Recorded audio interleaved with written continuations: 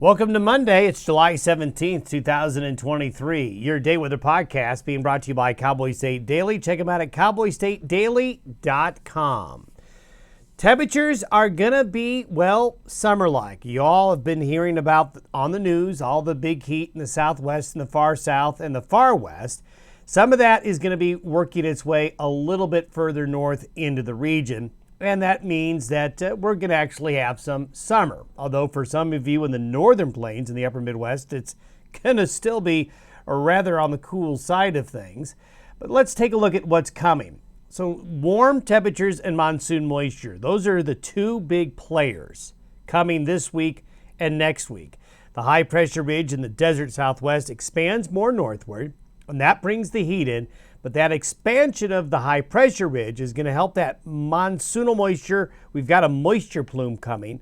That's going to be expanding and really starting today out in the plains, but especially tomorrow, Wednesday, Thursday, Friday, west of the divide, western slope areas. You're going to really notice an uptick in afternoon and evening thunderstorm activity west of the divide, but also east of the divide as well. Pretty much this is a textbook example of monsoonal moisture that's coming and the pattern that tends to bring it.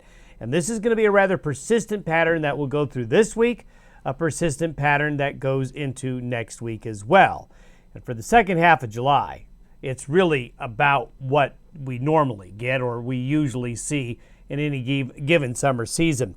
I was unable to get this photo in last Friday. Another great shot there from Lake McConaughey of a shelf cloud for another big severe thunderstorm that rolled through southwest Nebraska. And then over the weekend, especially on Saturday, there was a very well photographed thunderstorm that developed over east central areas of Wyoming, over Goshen County especially.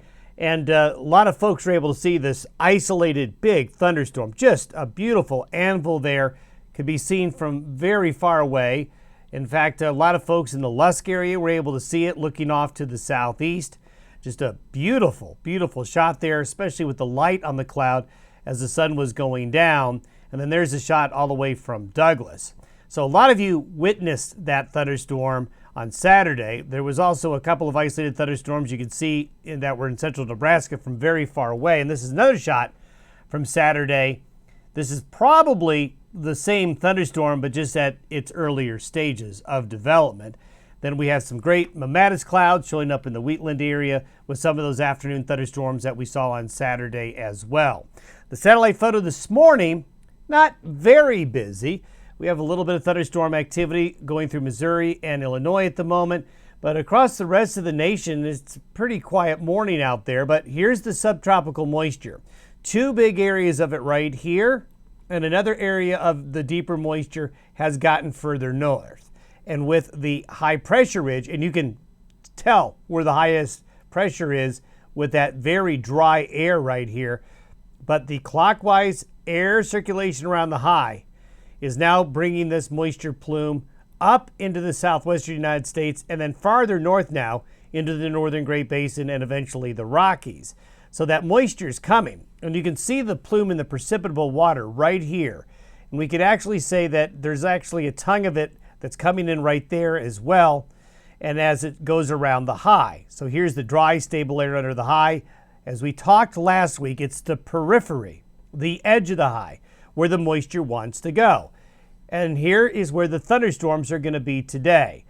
There's going to be some slight risk out in Nebraska, South Dakota, and northeastern Wyoming with a few strong thunderstorm cells there as that moisture circulates around the high, and strong daytime heating get those thunderstorms going. Same up across parts of Montana as well, back into eastern Idaho. Then we have this area right here where there's still dry enough air to mitigate thunderstorms. So you're going to see this fill in. There it is. This is for tomorrow. Notice these areas now are in light green. Doesn't have any severe weather threat there, but general thunderstorms. And we're going to see this area of light green over the next several days as we're just going to, with daytime heating, going to be getting into these afternoon and evening thunderstorms. The high, this is where it's going to be at noon today.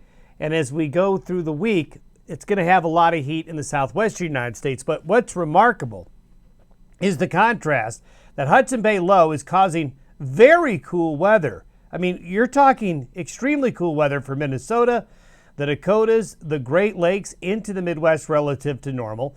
Then we have this big contrast right here with the heat you've been hearing about on the news here.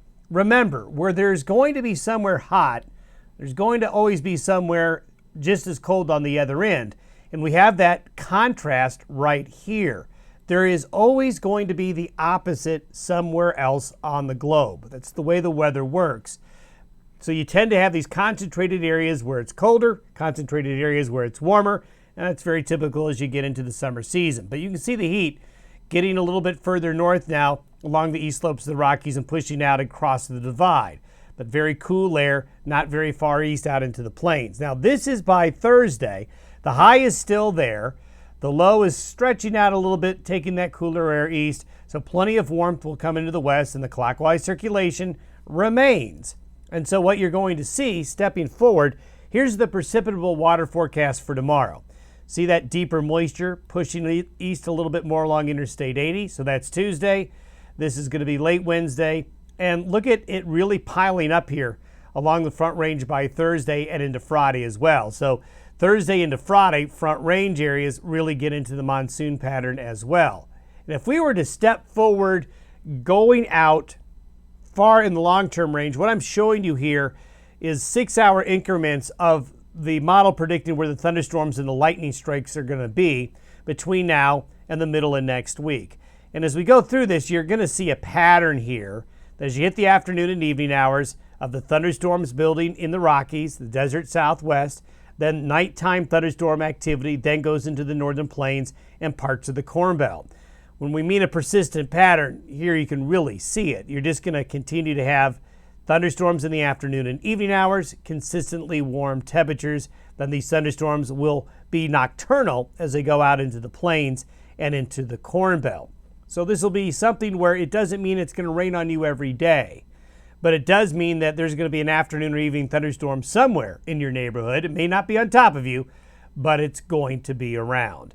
Temperature-wise, over the next 10 days, if you average them together, you can see the persistent coolness continues here in this part of the country here, persistently warm across the far south and the far west over the next 10 days. Have yourself a great Monday. We'll see you tomorrow.